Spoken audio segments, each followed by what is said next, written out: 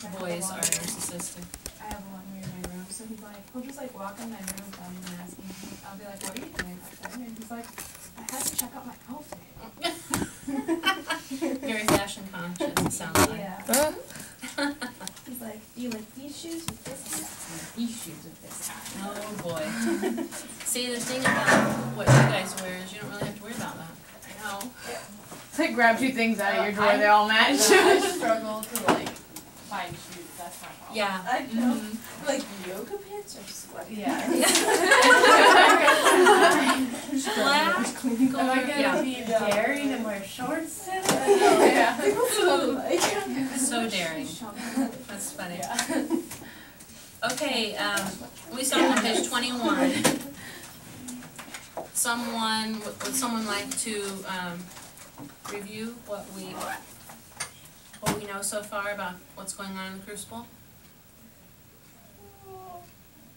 Someone feel comfortable doing that?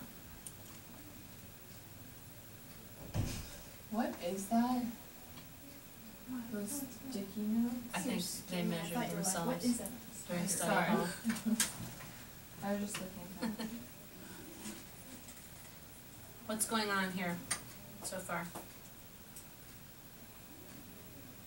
Well, whoever Lauren plays, I can't remember her name, she's convinced that all of her babies have been murdered by some evil spirit of sorts or witchcraft. And so That's Mrs. what, Putnam. yes. What I'm getting from it at the moment is that all the girls who were messing around at the fire were doing something that, honestly, it does sound kind of like witchcraft, but a couple of them weren't really aware maybe, or they didn't necessarily partake in it, but they were there watching still. Okay. And so, I mean, if they're saying that the maid was just singing songs from where she was from, Barbados or something, it still seems kind of weird, and it might just be that Mrs. Putnam's making it sound realistic, and what the girls were talking about themselves was well, you did do this, and you did do that. Like, the things they're doing, you don't just do that, but it's not like dancing in the woods. Like, okay, who cares if you dance in the woods? But some of the stuff was well, you drank blood, you did this potion thing, You ran around naked. that's a little creepy. Yeah, the stuff that they're revealing, they're throwing each other under the bus. They're right. They're not standing strong together No, at all. they're not. They're getting each other in trouble, and of course, Mrs. Putnam is the kind of gossipy lady who's going to blow even the smallest thing out of proportion, right? So it's going to sound worse when she tells it. And so, Betty. What's wrong with her? Why is she laying in bed and acting sick? What do we know so far about her? Was she the one that was yelling I want my mama? Yeah. Okay. So do you think she was faking all this stuff? Because she jumped out as soon as. Yeah, kind of, and she also fainted. Yeah. Apparently, so she may be resting because of that. But now Betty's father is worried about what? The townspeople looking at him. Yeah. What is he afraid the townspeople are going to say? You have to leave. Yeah, my friend's house, I can't leave it. You have to leave because your daughter's been involved in witchcraft, and he's like, now let's not jump to conclusions, right? And Mr. Putnam, what do we know about him? He's a mean man. He's Likes out to for revenge. Yeah, he's been dealt a raw hand by life occasionally, and he didn't roll with it. He is out for revenge now to make other people's lives miserable. So he and Mrs. Putnam are quite the pair, right? And I think they represent that part of society that is like that, right? And so, but keep in mind, all of these people claim to be Christians, right? Is it? That's funny. Puritan? Well, in the Puritan belief, but they're church-going people. Oh. Yeah, so, and you'll get more into that, the godliness of them as we go on. Tituba, in the beginning, she was the one who supposedly was in the woods. She's from Barbados. She's a black lady, and she was singing, her songs from her homeland while the girls were dancing around. Okay, and Mercy is another kind of servant type person, who works for the Proctors. Is that right? I think so. That was Okay. Mary Warren, I think, that worked for the practice. Yeah, she does. Cause I was back there, yeah. Yes. I was wrong. She works for, she works for the Proctor. Yes, okay. All right, and we left off on page 21. I'll read the italicized part. Just keep the same parts as yesterday. Mercy slides out. Since Proctor's entrance, Abigail has stood as though on tiptoe, absorbing his presence wide-eyed. He glances at her, then goes to Betty on the bed. Okay. I had almost forgot how strong you are, John Proctor. I was Proctor, wasn't I? Oh. What's this mischief here? Oh, she's only gone silly somehow. The road past my house is a pilgrimage to Salem all morning. The town's mumbling witchcraft. Oh. We were dancing in the woods last night, and my uncle leaped in on us. She took fright as well. Ah, you're wicked yet, aren't ye? You'll be clapped in the stocks before you're 20. Give me a word, John, a soft word. No, Abby, that's done with. You come 5 miles to see a silly girl fly? I know you better. I come to see what mischief your uncle's brewing now.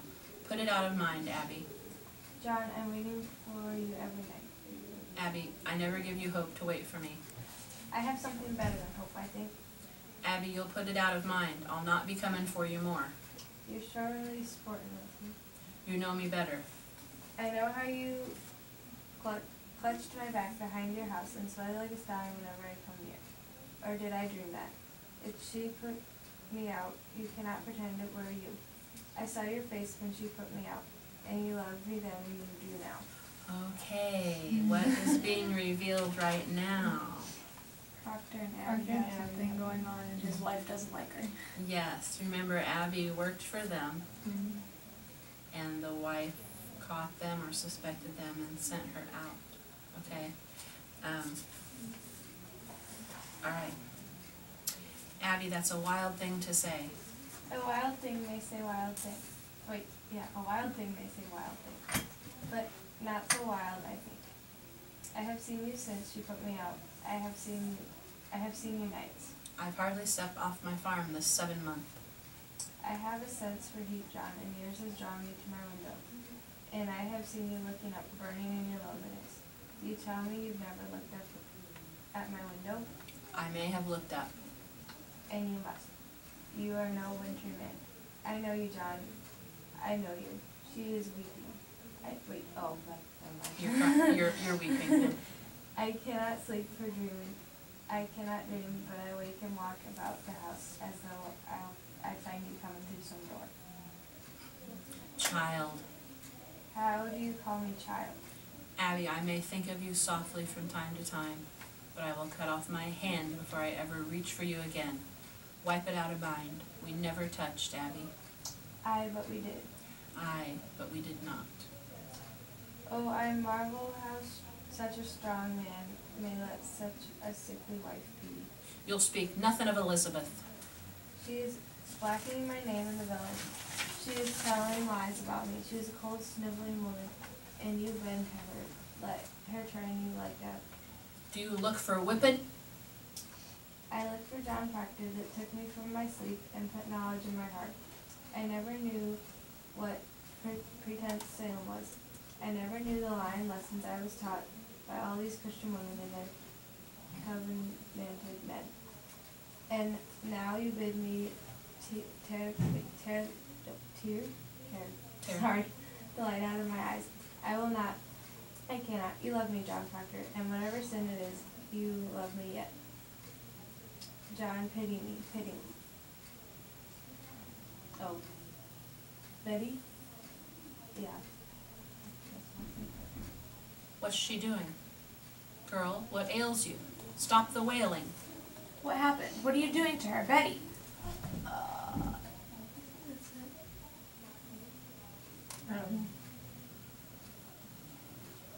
Oh, wait, what? Oh. She heard you singing it, suddenly she's up and screaming. The psalm. She cannot bear to hear the Lord's name. No, God forbid. First you run to the doctor. Tell him what's happening here. Mark it for a sign. Mark it. She always says that. Mark it. That is a notorious sign of witchcraft afoot. Goody nurse, a prodigious sign. My mother told me that. When they cannot bear to hear the name of. Rebecca, go to her. We're lost. She suddenly cannot bear to hear the Lord's. Okay. Giles Corey, 83, enters. He is knotted with muscle, canny, inquisitive, and still powerful. We need a Rebecca, who can read a couple different parts here. Rebecca. Okay, Holly, be Rebecca. Maddie, can you be Giles? Okay. There is heart sickness here, got Giles Corey, so please to keep the quiet. I've not said a word. No one here can testify I've said a word. Is she going to fly again? I hear she flies. Man, be quiet now. Everything is quiet. Rebecca walks across the room to the bed. Gentleness exudes from her. Betty is quietly whimpering, eyes shut. Rebecca simply stands over the child, who gradually quiets. And while they are so absorbed, we may put a word in for Rebecca. Rebecca was the wife of Francis Nurse, who, from all accounts, was one of those men from whom both sides of the argument had to have respect. He was called upon to arbitrate disputes as though he were an unofficial judge, and Rebecca also enjoyed the high opinion most people had for him. By the time of the delusion, they had 300 acres, and their children were settled in separate homesteads within the same estate. However, Francis had originally rented the land, and one theory has it that as he gradually paid for it and raised his social status, there were those who resented his rise. Another suggestion to explain this systematic campaign against Rebecca and inferentially against Francis is the land war he fought with his neighbors, one of whom was a Putnam. This squabble grew to the proportions of a battle in the woods between partisans of both sides, and it is said to have lasted for 2 days. As for Rebecca herself, the general opinion of her character was so high that to explain how anyone dared cry her out for a witch, and more, how adults could bring themselves to lay hands on her, we must look to the fields and boundaries of that time. As we have seen, Thomas Putnam's man for the Salem ministry was Bailey. The Nurse clan had been in the faction that prevented Bailey's taking office. In addition, certain families allied to the Nurses by blood or friendship, and whose farms were contiguous with the Nurse farm or close to it, combined to break away from the Salem Town Authority and set up Topsfield, a new and independent entity whose existence was resented by the old Salemites. That the guiding hand behind the outcry was Putnam's is indicated by the fact that as soon as it began, this Topsfield Nurse faction absented themselves from church in protest and disbelief. It was Edward and Jonathan Putnam who signed the first complaint against Rebecca, and Thomas Putnam's little daughter was the one who fell into a fit at the hearing and pointed to Rebecca as her attacker. To top it all, Mrs. Putnam, who was now staring at the bewitched child on the bed, soon accused Rebecca's spirit of tempting her to iniquity, a charge that has more truth in it than Mrs. Putnam could know. So as you can see, this little close-knit community, if you had to pick a couple adjectives to describe them, what would you choose? Dramatic. Exaggerators. Okay, they exaggerate. Secretive. Secretive. They also like to jump to conclusions. Okay, jump to conclusions. They're also, in my opinion, kind of a jealous bunch. They want what somebody else has. They covet other people's things, which is a sin. They judge others, just as in the Scarlet Letter, and they're not happy for someone else's success, right? So are They're they joy true stealers. Christians? Okay, what? They're joy stealers. Yeah, you're all right. Yes. So, I hope by now, on page 26 now, you have kind of an image in your head of. Also, it should carry over from the Scarlet Letter of the community, right, and what we're dealing with here. And everybody's also in everybody's business, right? I mean, people are coming over now to see her fly. It's like just ran. I mean, an 83-year-old man just walked in, right, and said, "Is she gonna fly again?" Right? So, it's like seriously, okay. So, keep that in mind. Okay, Mrs. Putnam. What have you done? Sorry. Wait. Where do you? Is this? Oh, okay. What do you make of it, Rebecca? Goody nurse, will you go to my Ruth and see if you can wake her? I think she'll wake in time. Pray calm yourselves. I have 11 children, and I am 26 times a grandma, and I have seen them all through their silly seasons. And when it come on them, they will run the devil bow-legged, keeping up with their mischief. I think she'll wake when she tires of it. A child's spirit is like a child. You can never catch it by running after it. You must stand still and for love. It will soon itself come back. Who's Proctor? Me. Aye, that's the truth of it, Rebecca. This is no silly season, Rebecca. My Ruth is bewildered. Rebecca, she cannot eat. Perhaps she is not hungry yet. I hope you are not decided to go in search of loose spirits. Mr. Paris, I've heard promise of that outside. A wide opinion's running in the parish the devil may be among us, and I would satisfy them that they are wrong. Then let you come out and call them wrong. Did you consult the wardens before you called this minister to look for devils? He is not coming to look for devils. Then what's he coming for? There be children dying in the village, mister. I see none dying. This society will not be a bag to swing around your head, Mr. Putnam. Did you call a meeting before you... I am sick of meetings. Cannot a man turn his head without he having a meeting? He may turn his head, but not to hell. Pray, John, be calm. Mr. Paris, I think you'd best send Reverend Hale back as soon as he comes. This will send us all to arguing again in this society. And we thought to have peace this year. I think we ought rely on the doctor now, and good prayer. Rebecca, the doctor's baffled. If so, he is. Then let us go to God for the cause of it. There is prodigious danger in the seeking of loose spirits. I fear it. Let us rather blame ourselves and... How may we blame ourselves? I am one of 9 sons. The Putnam seed have people in this province, and yet I have but one child left, Vane, and now she shrivels. I cannot fathom that. But I must. You think it's God's word you should never lose a child nor grandchild either, and I bury all but one? There are wheels within wheels in this village, and fires within fires. When Reverend Hale comes, you will proceed to look for signs of witchcraft here. You cannot command, Mr. Paris. We vote by name in this society, not by acreage. I never heard you worried so on this society, Mr. Proctor. I do not think I saw you at the Sabbath meeting since snow flew. I have trouble enough without I come 5 miles to hear him preach only hellfire and bloody damnation. Take it to heart, Mr. Paris. There are many others who stay away from church these days because you hardly ever mention God anymore. Right, that's a drastic charge. It's somewhat true. There are many that quail to bring their children. I do not preach for children, Rebecca. It is not the children who are unmindful of their obligations toward this ministry. Are there really those unmindful? I should say the better half of Salem Village. And more than that. Where is my wood? My contract provides I be supplied with all my firewood. I'm waiting since November for a stick. Even in November, I had to show my frostbitten hands like some London beggar.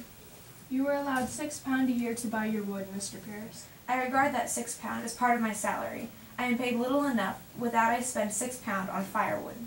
60, plus 6 for firewood. The salary is £66, Mr. Proctor. I am not some preaching farmer with a book under my arm. I am a graduate of Harvard College. I am well instructed in arithmetic. Mr. Corey, you will look far for a man of my kind of £60 a year. I am not used to this poverty. I left a thrifty business in the Barbados to serve the Lord. I do not fathom it. Why am I persecuted here? I cannot offer one proposition, but there be a hollowing riot of argument. I have often wondered if the devil be in it somewhere. I cannot understand you people otherwise. Mr. Paris, you're the first minister ever did demand the deed to this house. Man, don't a minister deserve a house to live in? To live in, yes, But to ask ownership is like you shall own the meeting house itself. The last meeting I were at, you spoke so long on deeds and mortgages I thought it were an auction. I want a mark of confidence is all. I am your third preacher in 7 years. I do not wish to be put out like the cat whenever some majority feels the whim. You people seem not to comprehend that a minister is the Lord's man in the parish.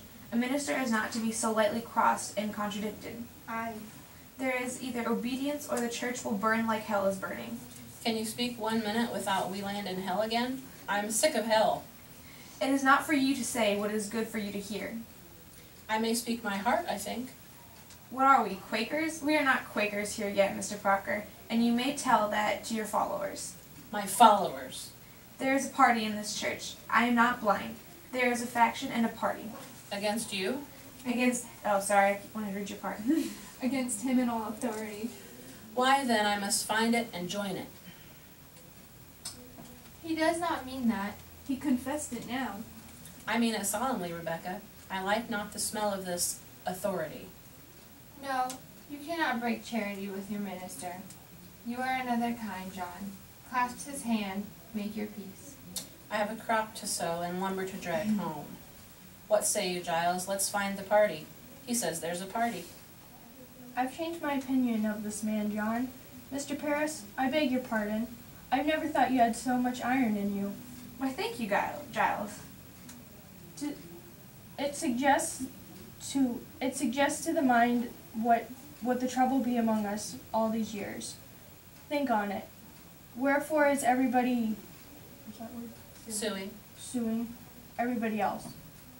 Think on it now. It's a deep thing, and dark as a pit. I've been 6 times in court this year.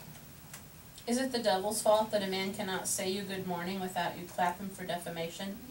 You're old, Giles, and you're not hearing so well as you did. John Proctor, I have only last month collected £4 damages for your publicity saying I burned the roof off your house. And I never said no such thing, but I've paid you for it, so I hope I can call you deaf without charge. Now come along, Giles, and help me drag my lumber home. A moment, Mr. Proctor. What lumber is that you're dragging, if I may ask you? My lumber, from out of my forest by the riverside. Why, we are surely gone wild this year. What anarchy is this? What tract is in my bounds? It's in my bounds, Mr. Proctor. In your bounds? I bought that tract from Goody Nurse's husband 5 months ago. He had no right to sell it. It stands clear in my grandfather's will that all the land between the river and... Your grandfather had a habit of willing land that never belonged to him, if I may say it plain. that's God's truth. He nearly willed away my north pasture, but when he knew I'd break his fingers before he'd set his name to it. Let's get your lumber home, John.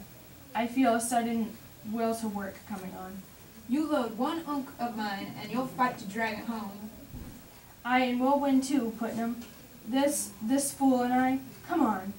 I'll have you men on you. Wait. I'll have my men on you, Corey. I'll clap it. Writ on you. Enter Reverend John Hale of Beverly. Okay, before we get to the description of him, let's review what we just read here. So, what do we know about Proctor? What does he accuse the minister of? Like not being faithful and Yeah, he said, you know, more people, basically he said more people would come to church if you would talk about God every now and All then, I right? do is preach damnation like every Sunday. Yeah. And people get tired of hearing that, right? If you went to church every Sunday and all you heard was, you're going to hell, you sinners, hell, There's no fire way and out of damnation, it. right? People kind of stay away from that, and it sounds like some of the community doesn't want to bring their kids to hear that, right? Because it's kind of depressing. And also, he's been accused, you know, they're accusing the minister of wanting more money. And the minister's like, you know, I'm a Harvard graduate. I deserve to make more money. I'm living in poverty here, right? And so they argue about that a little bit, and then Proctor's like, I'm leaving. I'm gonna go get my lumber. And then they were all in his business about that, right? Wait, whose lumber? Right, where are you getting that? Who's helping you? That's my lumber. Okay, so now they're arguing about that as well. Okay. Now, Mr. Hale, so Why have they called in another minister? To check Betty, you know. We can't handle this. This is way out of our realm of, you know, we can't do this. We need to call in another minister from another town, okay, to determine if Betty is indeed a witch. Mr. Hale is nearing 40, a tight-skinned, eager-eyed intellectual. This is a beloved errand for him. On being called here to ascertain witchcraft, he felt the pride of the specialist whose unique knowledge has at last been publicly called for. Like almost all men of learning, he spent a good deal of his time pondering the invisible world, especially since he had himself encountered a witch in his parish not long before. That woman, however, turned into a mere pest under his searching scrutiny, and the child she had allegedly been afflicting recovered her normal behavior after Hale had given her his kindness and a few days of rest in his own house. However, that experience never raised a doubt in his mind as to the reality of the underworld, or the existence of Lucifer's many-faced lieutenants. And his belief is not to his discredit. Better minds than Hale's were and still are convinced that there is a society of spirits beyond our ken. One cannot help noting that one of his lines has never yet raised a laugh in any audience that has seen this play. It is his assurance that we cannot look to superstition in this. The devil is precise. Evidently, we are not quite certain even now whether diabolism is holy and not to be scoffed at, and it is no accident that we should be so bemused. Like Reverend Hale and the others on this stage, we conceive the devil as a necessary part of a respectable view of cosmology. Ours is a divided empire in which certain ideas and emotions and actions are of God, and their opposites are of Lucifer. It is as impossible for most men to conceive of a morality without sin as of an earth without sky. Since 1692, a great but superficial change has wiped out God's beard and the devil's horns, but the world is still gripped between two diametrically opposed absolutes. The concept of unity, in which positive and negative are attributes of the same force, in which good and evil are relative, ever-changing, and always joined to the same phenomenon, such a concept is still reserved to the physical sciences and to the few who have grasped the history of ideas. When it is recalled that until the Christian era the underworld was never regarded as a hostile area, that all gods were useful and essentially friendly to man, despite occasional lapses, when we see the steady and methodical inculcation into humanity of the idea of man's worthlessness. Okay, I'm not going to read those 2 pages to you. You need to read them on your own, okay? It just goes into more about religion and the devil, okay? And so let's skip to 36, and I will read the last paragraph there. Coming into Salem now, Reverend Hale conceives of himself much as a young doctor on his first call. He painfully acquired armory of symptoms, catchwords, and diagnostic procedures are now to be put to use at last. The road from Beverly is unusually busy this morning, and he has passed 100 rumors that make him smile at the ignorance of the yeomanry in this most precise science. He feels himself allied with the best minds of Europe, kings, philosophers, scientists, and ecclesiastics of all churches. His goal is light, goodness, and its preservation, and he knows the exaltation of the blessed, whose intelligence, sharpened by minute examinations of enormous tracts, is finally called upon to face what may be a bloody fight with the fiend himself. So, he's ready, right? He feels flattered to be called to this other community to help fight off the devil, right? So he appears loaded down with half a dozen heavy books. Who'd like to read Hale's part? Ah, perfect timing. Okay. See you tomorrow. Read those couple pages.